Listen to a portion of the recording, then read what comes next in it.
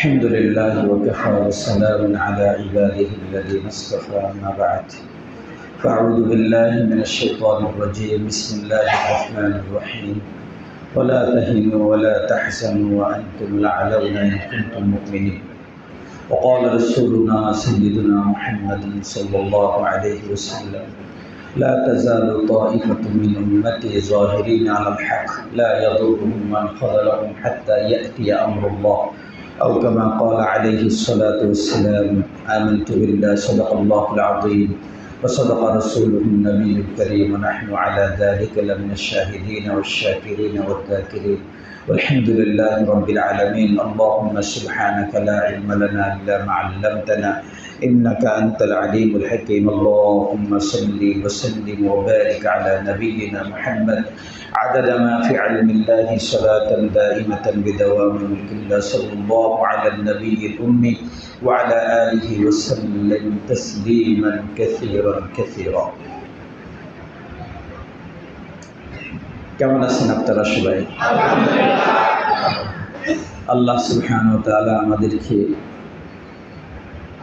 যে অবস্থায় রাখছেন সর্ব অবস্থায় আমাদেরকে আলহামদুলিল্লাহ বলতে হবে। তবে আল্লাহ সুবহানাহু ওয়া তাআলা যেহেতু আমাদেরকে বিজয় দান করেছেন, আমরা ৭১-এর বিজয় দেখি নাই, আমরা অন্য বিজয়গুলো দেখি নাই, তবে আগস্টের 2024-এর সেই বিজয় আমরা আলহামদুলিল্লাহ আমরা সবাই দেখতে পেয়েছি, আমাদের বাচ্চারাও দেখছে, তারাও ভবিষ্যতে বলতে পারবে আমরা বিজয় দেখেছি। আলহামদুলিল্লাহ, যে বৈষম্য বিরোধী আন্দোলন নিয়ে আল্লাহ পাক আমাদেরকে বিজয় দান করেছেন, আপনারা কি চিন্তা করছেন একটা শব্দ দিয়ে এই খুনি প্রশাসন সরকার, এই স্বৈরাচারী সরকার একটা শব্দ দিয়ে কিন্তু সেই 15-16টা বছর আমাদেরকে শাসন করেছে। শব্দটার নাম কি? রাজাকার। আল্লাহর কি কুদরত, ওই শব্দ দিয়ে আল্লাহ তাকে আবার ধ্বংস করে দিয়েছে। চট্টগ্রাম পেরাট ময়দানে আমরা ছোটকালে বিশ্বনন্দিত মুফাসসির কোরআন আল্লামা শহীদ দেলোয়ার হোসেন সাহিদী রহমতুল্লাহি আলাইহি রহমাতান ওয়াসিআ, ওনার মুখে শুনতাম স্বৈরাচার শাসকরা ক্ষমতায় টিকে থাকার জন্য যতগুলো ছিদ্র আছে সবগুলো বন্ধ করে দিত, কিন্তু আল্লাহ রাব্বুল আলামিনের হুকুমে মনের অজান্তে একটা ছিদ্র থেকে যায়, আর আল্লাহ সেই ছিদ্র দিয়ে স্বৈরাচারদেরকে ধ্বংস করে। আল্লামা শহীদ দেলোয়ার হোসেন সাঈদী রহমতুল্লাহি আলাইহি যখন আপনারা জানেন সেই হাসপাতালে, কুখ্যাত হাসপাতালে শহীদ করা হয়েছিল, তিনি অসুস্থ ছিলেন না, তাকে জোর করে এনে অসুস্থ বাহানা দিয়ে তাকে মেরে ফেলা হয়েছে। এই দুঃখে এই কলিজা পেটে যায়, মসজিদে একটু নামটাও নিতে পারি নাই, মসজিদে নামটাও নিতে পারি নাই, একটু দোয়া করতে পারি নাই। তারপর আলহামদুলিল্লাহ আমার মুসল্লিরা জানেন আমি দোয়া করেছি, আমি দোয়া করেছি। কারণ আপনাদের সাথে কার সাথে সাঈদী সাহেবের কতটুকু সম্পর্ক জানি না, আমার সাথে কিন্তু অনেক বেশি সম্পর্ক। আমি ওনার সাথে 2বার হজ করছি,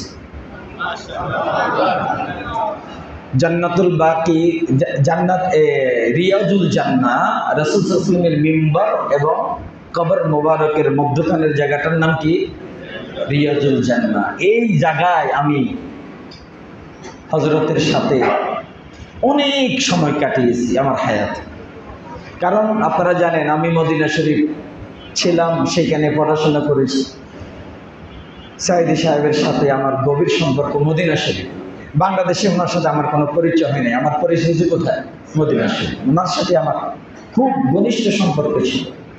ওনাকে আমি ব্যক্তি সাঈদী হিসাবে এত বেশি মুহাব্বত করতাম যেটা আপনারা কল্পনা করবেন না। আজকে সাঈদী সাহেবের জন্য দোয়ার আয়োজন করা হয়েছে।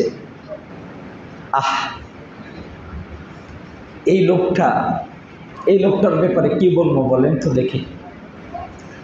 বাংলাদেশের অধিকাংশ মুফাসসির বর্তমান যারা তাফসীর করে, এরা তাফসীর শিখছে কার থেকে জানেন? এই লোকটা থেকে সাবজেক্ট শিখছি। আমি নিজেও ওনার থেকে উদ্বুদ্ধ হয়েছি।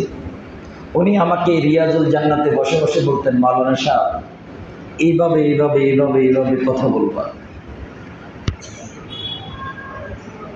উনি অবরাই হোটেল, মদিনা শরীফ বরাবর পিছনে, আল্লাহর রাসূলের রওজাতের পিছনে একটা হোটেল অবরাই বলে, সেই হোটেলেই সরকারিভাবে, তখন সরকারিভাবে উনি যখন এমপি ছিলেন, ওনার জন্য সবসময় সারা বছরটা ফ্রি থাকতো।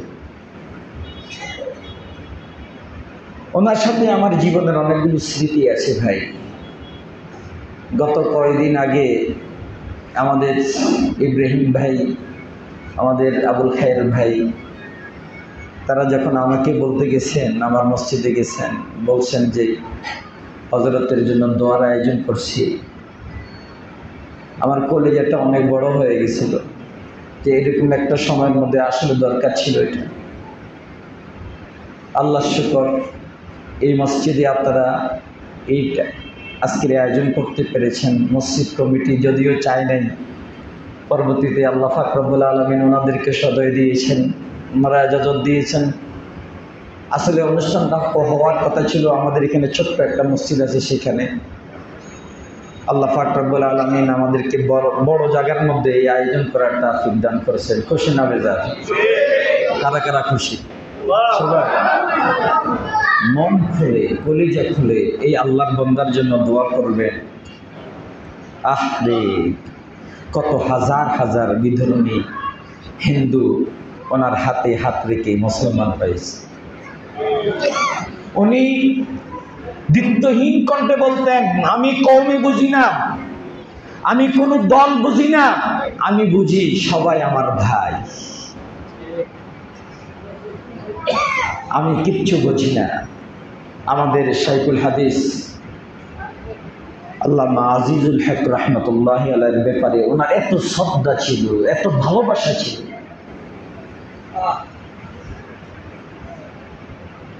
অতীতকে বলতে চাই না, তবে আমরা অনেক বড় একটা আল্লাহর নিয়ামতকে হারিয়ে ফেলেছি।